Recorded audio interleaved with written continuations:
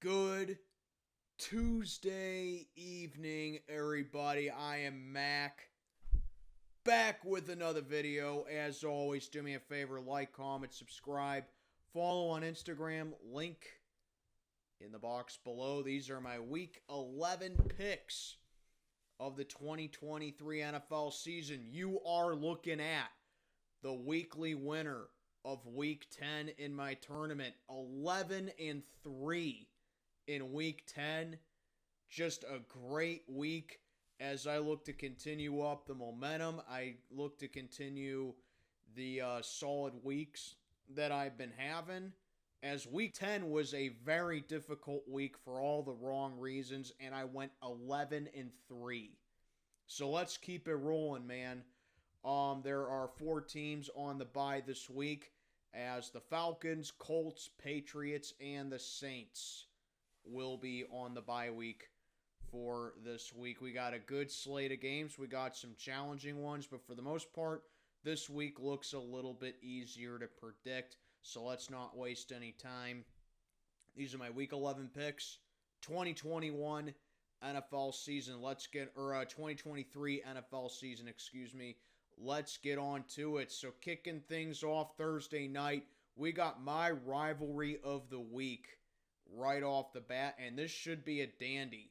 Bengals at the Ravens for Thursday night football at the bank in Baltimore. As you know, this one obviously really difficult for me to pick, because the Ravens, they absolutely imploded against the Cleveland Browns on Sunday, a game in which the first play of the game was a pick six for the Ravens. And the Browns battled back and beat them by a final of 33-31. Lots of game-winning field goals for Week 10. Then you got the Bengals. They fell at home to the Houston Texans 30-27 by way of a last-second field goal as well. But the Bengals were down by as many as 13 in that game.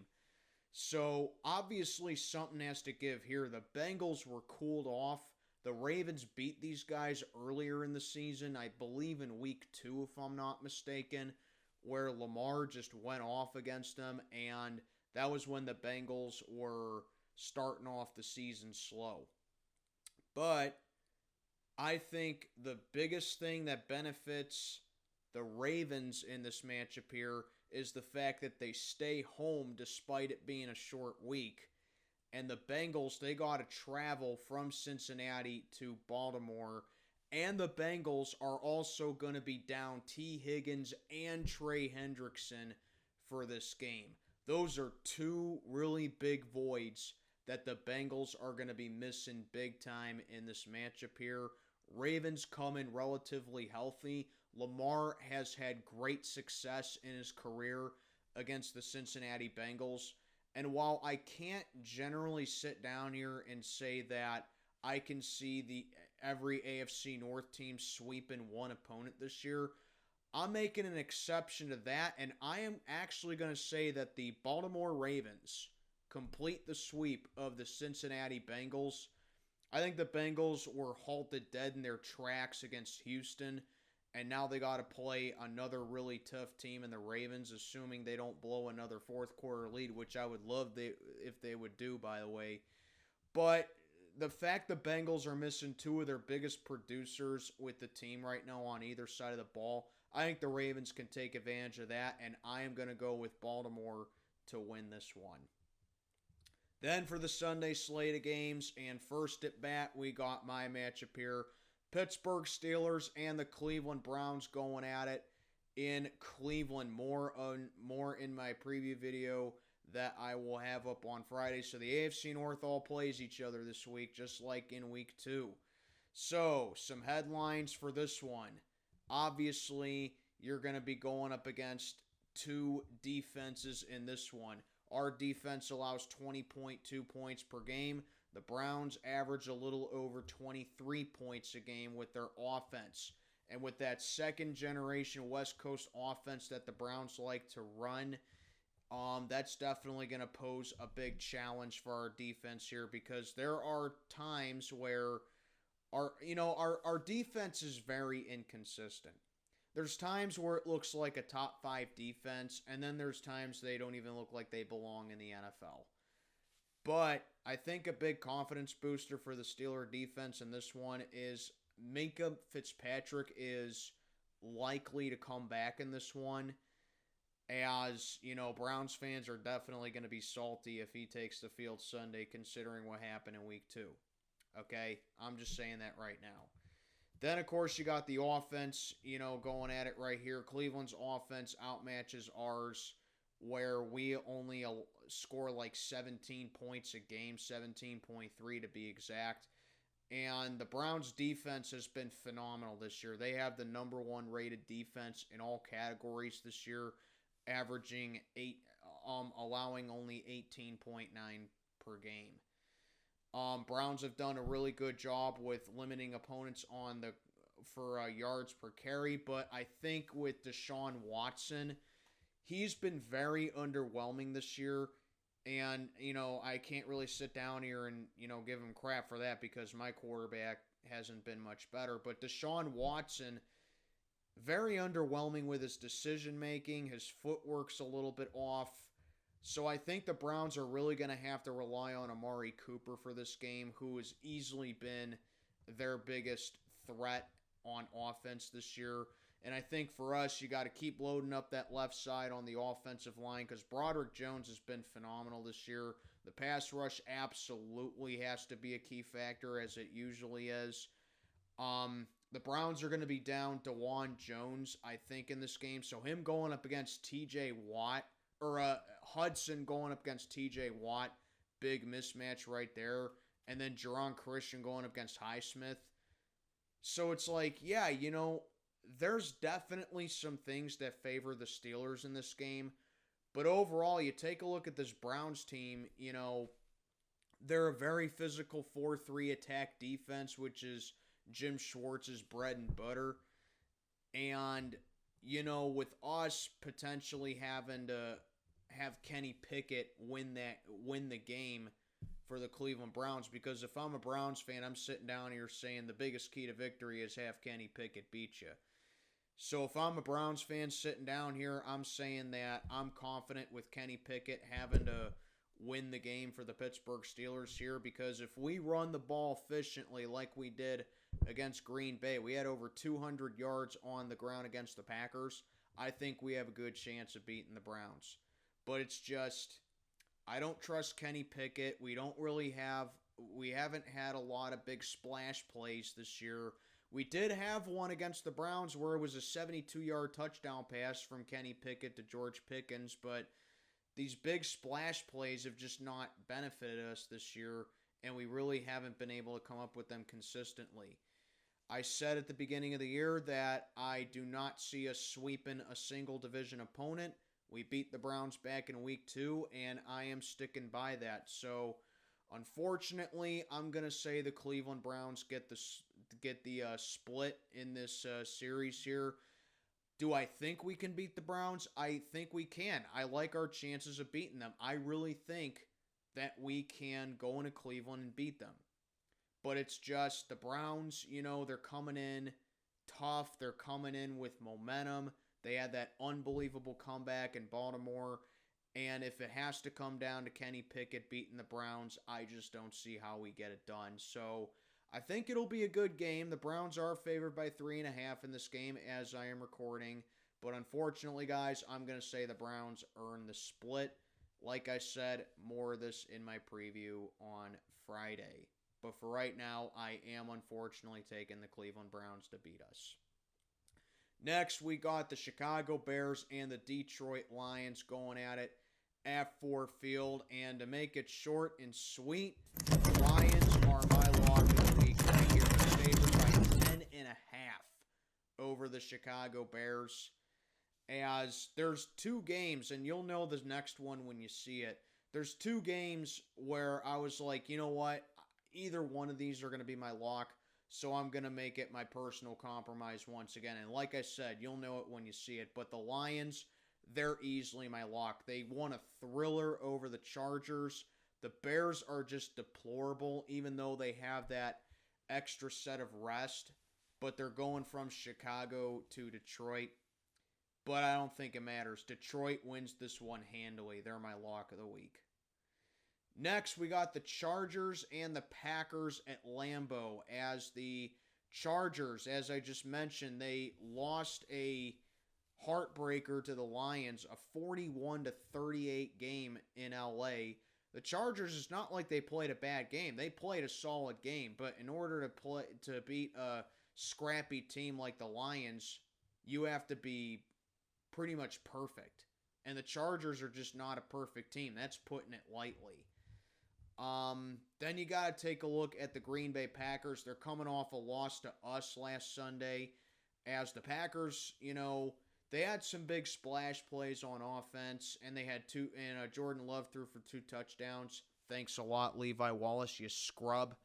But overall, Green Bay, you take a look at them defensively. They have their moments. On the ground, they can be efficient with running the ball with Aaron Jones. And the Chargers, they do give up a lot on the ground. But, in order to play against a Charger team like this, where they got Justin Herbert who can whip it and he throws for a lot of yards, you got to be able to match that with your quarterback. And let's face it, Jordan Love just hasn't been making the cut for Green Bay. So, I think Green Bay's struggles continue, and I am going to say the Chargers get back on the track, and they get it done over the Packers in Lambeau. I like LA in this matchup simply because of the offense, and Green Bay, while I do think they can give Justin Herbert a little bit of trouble, it's just asking for a lot going up against the firepower that LA has with their offense. So, I am going to go with the Los Angeles Chargers to get the job done over Green Bay. Next, we got the Las Vegas Raiders at the Miami Dolphins. This one is down in Hard Rock. And once again, I am going to make it short and sweet. I am going to go with the Miami Dolphins. Although I will say this about the Raiders. They are coming off a win over the Jets on Sunday Night Football. I'll say this. Antonio Pierce seems to be the right coach for the Raiders. Now, I can't really base that off of entirely with 2 games, but it seems like there's just a better atmosphere over in Vegas with Antonio Pierce, and that Josh McDaniels has been holding back the Raiders all this time. The team just seems a lot happier. They seem to have more camaraderie and more chemistry with each other and more cohesion. And I think that they're heading in the right direction, but just going down to Miami, playing the Dolphins, who can score at will, Tua Tagovailoa turning in another great year, Tyreek Hill, who has always torched the Raiders in his career. I just don't think it's going to be enough for Vegas to get the job done down in Miami, because the Chargers and Packers, you need offense to be able to keep up with a team that can score a lot of points and get a lot of yards And the Raiders just don't have that kind of offense, at least not yet. So I'm going to go Miami to get the job done over Vegas. Plus, the Dolphins are coming off their bye. They're fully rested after that trip from Germany. So I'm going to take the Miami Dolphins to get the job done over the Raiders. Next up, my toilet bowl of the week. Well, it kind of is by default because it's the least appealing matchup of Week 11. But you got the New York Giants and the Washington Redskins going at it at FedEx. The Giants, I would say, are now the worst team in the NFL. Carolina may have the worst record in the NFL, but if you ask me who the worst overall team is, I think it's the Giants. Daniel Jones is out for the rest of the season with a torn ACL, but I don't really think it would matter. That Tommy DeVito kid is just doing what he can, but it's just, for all intents and purposes, a lost season for the Giants. Their defense has really fluctuated between looking good and looking terrible. Now their defense is looking terrible again. In 2 games against Dallas, they got outscored 89-17. That is just absolutely hideous right there. Then you got Washington. They battled hard with the Seahawks. I had a suspicion that could be a sneaky good game, and it was. The Seahawks, guess what, won by way of a last-second field goal. But I got to tell you, I don't get the hate with Sam Howell. I really don't. I think he is a really good quarterback, and I think that he has a potentially good future as being a starting quarterback in this league goes. I think Washington has their quarterback. And you want to know a fun fact? Guess what? You know who leads the league in passing yards now? It's Sam Howell.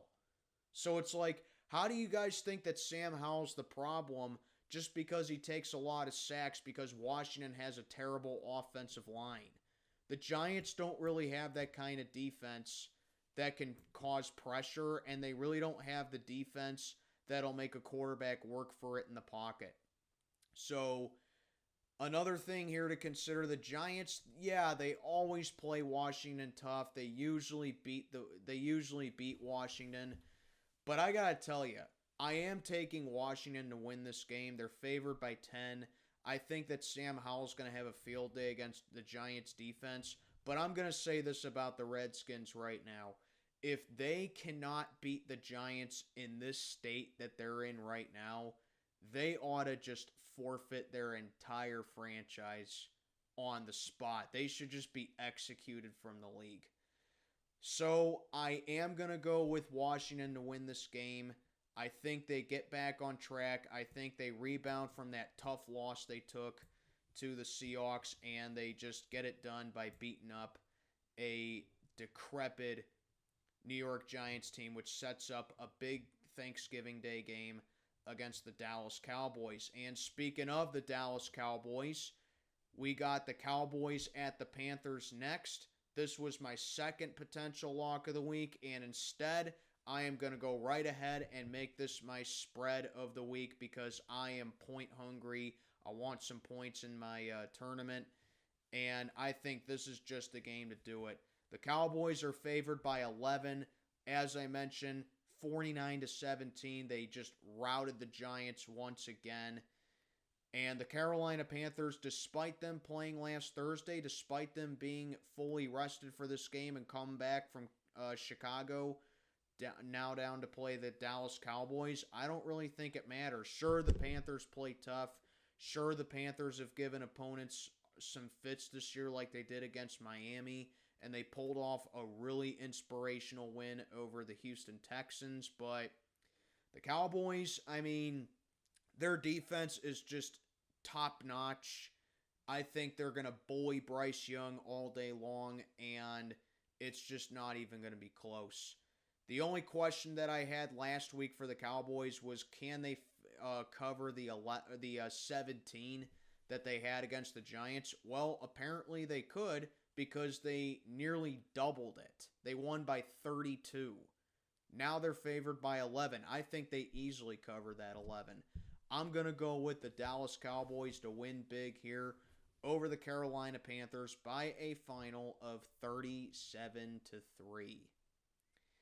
Next is the Tennessee Titans and the Jacksonville Jaguars going at it down in Duval County. Well, the Titans got spanked all day by the Tampa Bay Bucs by a final of 20-6, and the Titans' road woes continue. They are now 0-5 on the road, still have not won a road game since last year in Lambeau against the Packers. And then you got to take a look at the Jacksonville Jaguars. They got destroyed at home by the 49ers 34-3, a game that I thought was going to be really good, but it turned out to be a laugher. The advantage for the Jags in this one is that at least they stay home, and at least their offense is not going to really have to worry so much about facing a defense that can limit you on every single aspect. Because Tennessee, I mean, they have a strong defense, but really their only strength with the defense is the pass rush. Their pass defense is kind of spotty.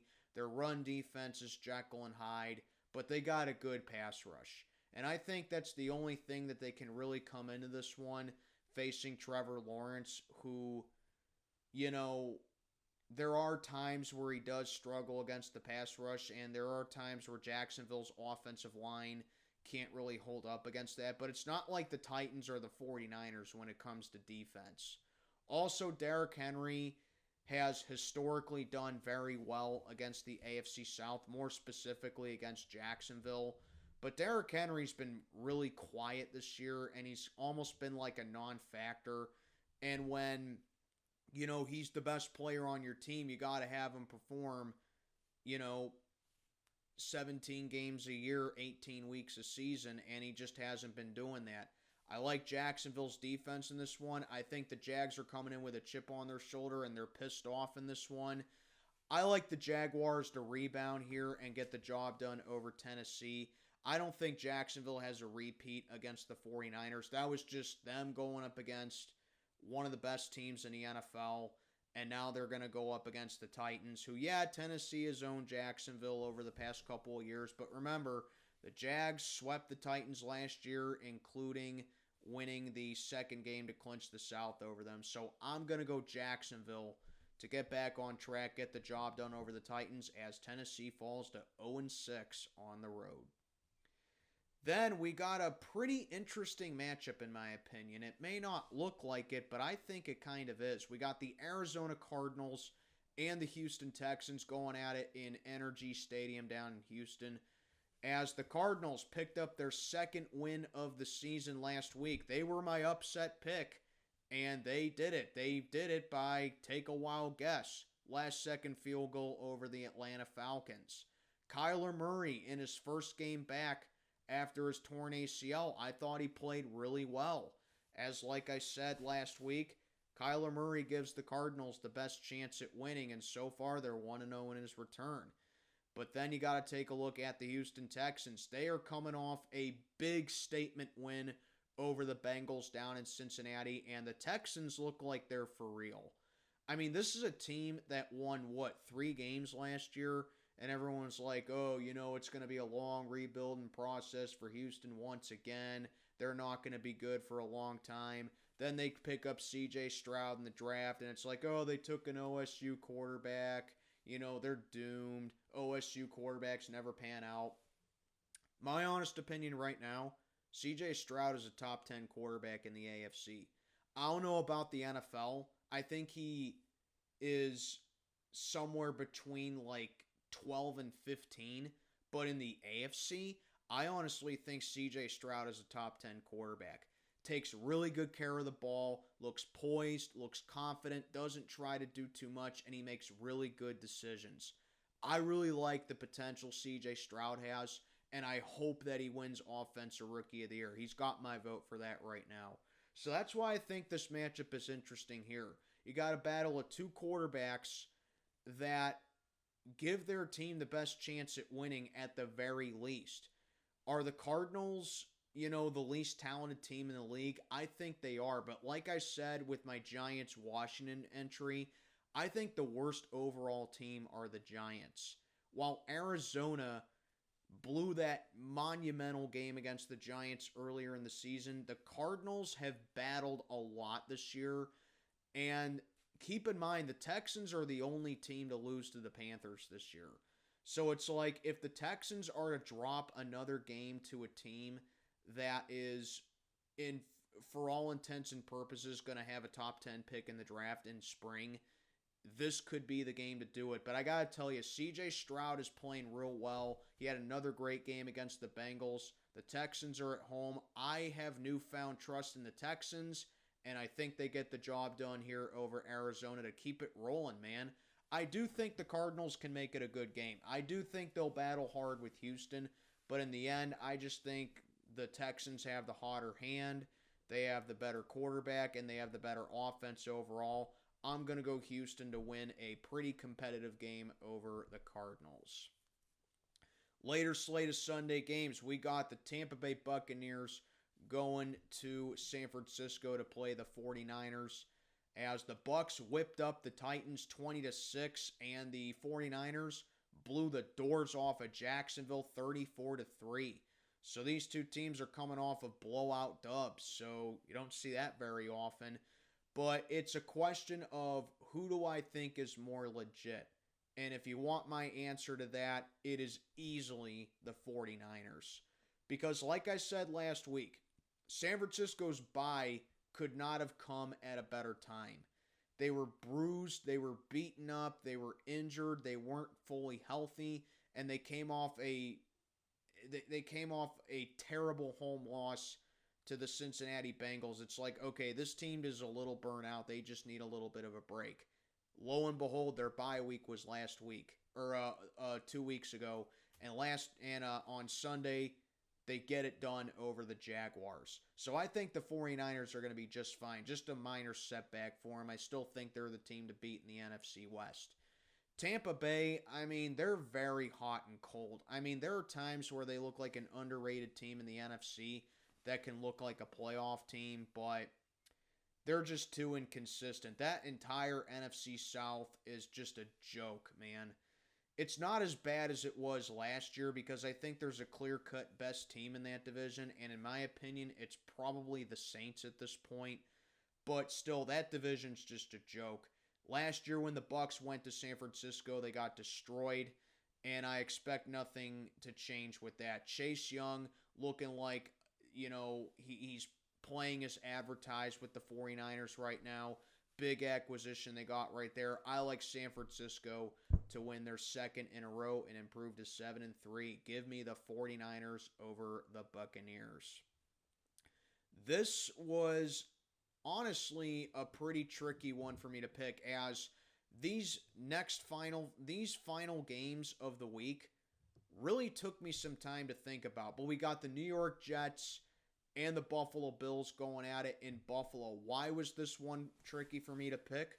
Well, the Jets beat the Bills in week 1, just so you know, on Monday Night Football without Aaron Rodgers. So that's number 1. Number 2, the Buffalo Bills, after starting 3-1, have looked terrible. In their last 6 games, they've dropped 4 out of their last 6.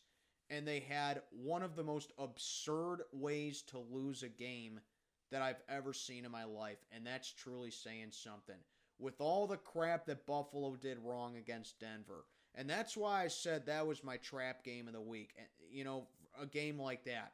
The Broncos have a tough defense. Yeah, they gave up 70 to Miami, but that doesn't define their defense. Okay? Denver has a tough defense. Buffalo kept turning the ball over. They couldn't get anything going offensively. Ken Dorsey's offense was designed to fail, and I think the Bills did the right thing in the end to fire Ken Dorsey, so it looks like they have a new clean slate when it comes to offense right now. And finally, the Bills have the 3rd toughest schedule left. So Buffalo, they are struggling and slumping at the wrong time. Like I said, they've dropped 4 out of their last 6. I don't like the direction that the Buffalo Bills are going. And this is why I said at the beginning of the season that, the Bills are not a shoo-in to win the AFC East, because Miami, we know what they can be. The Dolphins just need to learn how to beat a legitimate team. But then the Jets, they fell short to the Raiders on Sunday night, but the Jets' defense once again was the strong point, and they were let down by Zach Wilson once again, who threw a game-losing interception to Robert Spillane. As the Jets, I don't think the Jets are terrible. I just think they need to find an identity with their offense. But the thing about this is that the Jets defense, they have played some of the best quarterbacks in the league this season, and they've played them really well. They held Patrick Mahomes in check. Even with that. I don't remember exactly who the Jets played at the top of my head, but the Jets have played Jalen Hurts in Philly. They kept Jalen Hurts in check. So, you get it. The Jets are a feisty team. And while I can't normally sit down here and say I can see the Jets completing the sweep of the Buffalo Bills, I am going to say that comes to fruition because this is my upset of the week. That's right, baby. I'm going with the Jets to complete the sweep of the Bills. For one simple fact. I already mentioned how the Bills are struggling and how they've struggled in their last 6 games. They could easily have lost all 6 of them, in my opinion. And they should have lost all 6 of them. And I already talked about the Jets defense, how they played quarterbacks tough. But here's the thing.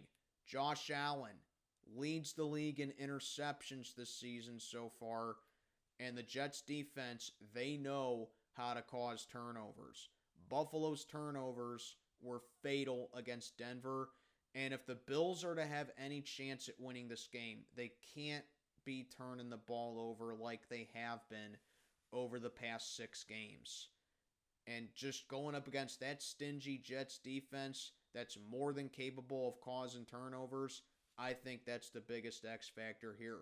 I'm going with the Jets to upset the Bills and complete the sweep. This is my upset of the week.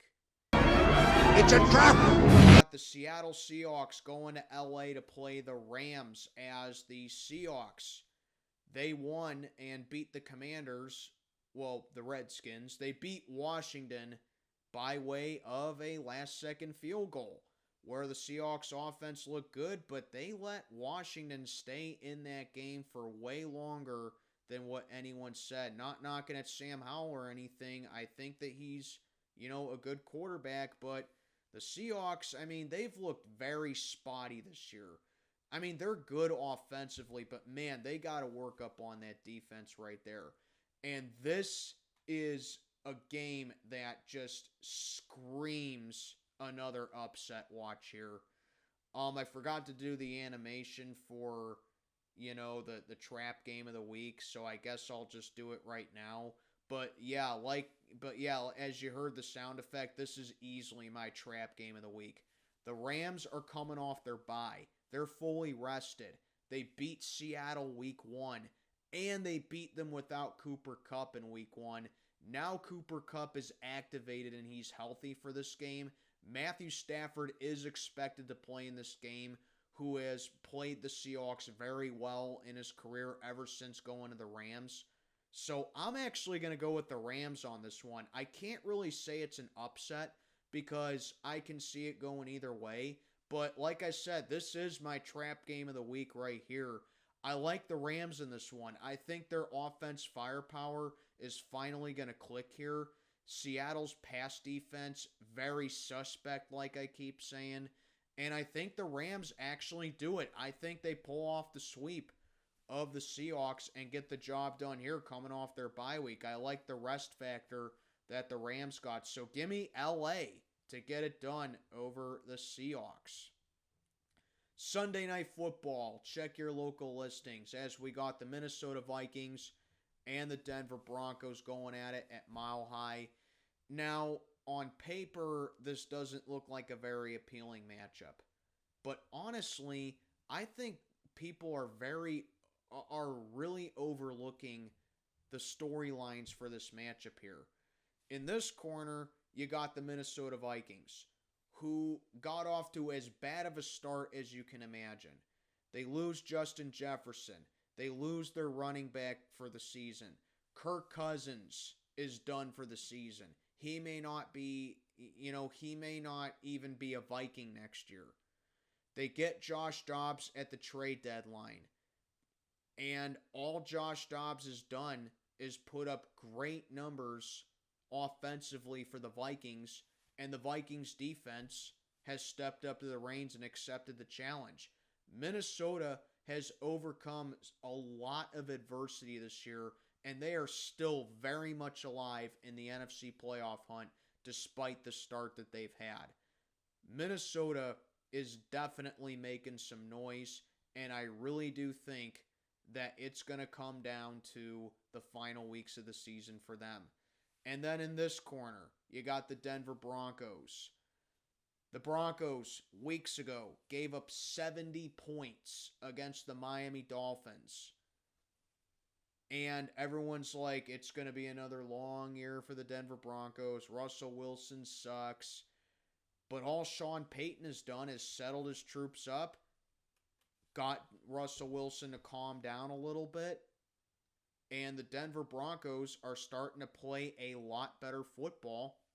They're not completely out of it, as they're coming off a thrilling win over the Buffalo Bills on Monday Night Football, And a win like that definitely increases your confidence for the rest of the season, seeing that you can indeed hang in with the big boys. And with these storylines going at it for both these teams for this season, it would not surprise me at the very least if this game went down to the wire and was decided by yet again another last-second field goal. So who do I like in this one? Well, I do think Denver is going to play very tough defensively, and I really do think that Russell Wilson can kind of, get some kind of a groove going with offense. But I got to tell you, man, I'm just a sucker for Minnesota's story this year and what Josh Dobbs has been able to do in Kirk Cousins' absence. Because Josh Dobbs has looked phenomenal this season. Even in Arizona, he looked really good, and I think he looks even better with Minnesota now. The Broncos, their defense definitely causes turnovers, and it's definitely, opportunistic. But the Vikings, they've taken very good care of the football, and it seems like Kirk Cousins, how well he takes care of the ball, it's transitioning on over now to Josh Dobbs. Josh Dobbs doesn't make those mistakes where he causes turnovers like Josh Allen did, and that's the biggest X factor here. Minnesota can expose Denver's weakness as far as the defense goes. I'm going to go Minnesota for this one just because I love the momentum they have, and I just don't know if I can fully trust Denver to win a game yet because, yeah, they won, but let's be honest, the Bills lost that game more than Denver won it. I do think the Broncos will keep it close. I definitely think it'll be a battle, but I'm going to go with the Minnesota Vikings to win a hard-fought game over the Broncos. And then, concluding Week 11, we got a rematch of Super Bowl 57. Just 9 months ago, these two were playing in Arizona for the Vince Lombardi Trophy. Now they're playing at Arrowhead Stadium on Monday night in primetime. The Philadelphia Eagles and the Kansas City Chiefs going at it at Arrowhead. As right off the bat, both these teams are coming off their bye week. So they are both fully rested and deservedly so. The Eagles, last time they played, got the job done over the Dallas Cowboys. And I think they still have the best record in the NFL at 8-1. Kansas City Chiefs, last time they played, I believe the Chiefs won the last time they played. I can't really remember at this moment, but the Chiefs are 7-2, the number one seed in the AFC currently. But, like I said, both these teams are coming off their byes, so really, no one's at a big advantage for this one. And these two teams, while they were incredible in Super Bowl 57, they did change in the offseason. Philly got better defensively, but for the most part this year, it hasn't really shown because the Eagles, they've been winning. They've been, collecting the dubs as much as they can, especially with Jalen Hurts there because he always gives Philly the best chance of winning. But I really don't think the Eagles have been dominant this year. And then you got the Kansas City Chiefs. I think they match up well with the defense because they have a very underrated defense. The Chiefs' defense, I don't think gets talked a lot about this year. And while Kansas City, yeah, you can never sleep on their offense, Kansas City looks not as dominant offensively in years past, but it's still an offense that's more than capable of putting any kind of defense on their heels and making any kind of defense play honest. So my three keys to victory are this. Number one, it's going to have to come down to ball control. Whoever has the ball last, I think, has the best chance at winning this game. Key to victory number two, Philly's defense has to step up here. Because, like I said, the Eagles, they did get better defensively, and we've seen in the past that Patrick Mahomes can struggle against a pass rush. I think the Eagles absolutely need to polish up the defense here, and I think they've had more than enough time to do it, seeing that they're coming off their bye. And key to victory number 3, for me personally, it's Kansas City's defense. They got to be able to put a spy, in my opinion, on Jalen Hurts for the entire game, and they got to be able to limit the run game, and they got to lock down their guys. The Chiefs are capable of generating a turnover, and they are capable of being physical up front, but they have to really load up that box to beat Philly's offensive line, limit the run, and make Jalen Hurts play honest, and make that entire Philly offense play honest. So, who wins this matchup here? In my opinion, there's no wrong answer for who wins. But I think the biggest X factor here, it's something that Eagle fans should know all too well. Andy Reid is undefeated in his career coming off a bye week. And I think that trend continues. Toughest game of the week to pick, deservedly so. The Chiefs are favored by 3, but I am going to go with the Kansas City Chiefs to win a very good game, a very good Super Bowl rematch over the Philadelphia Eagles.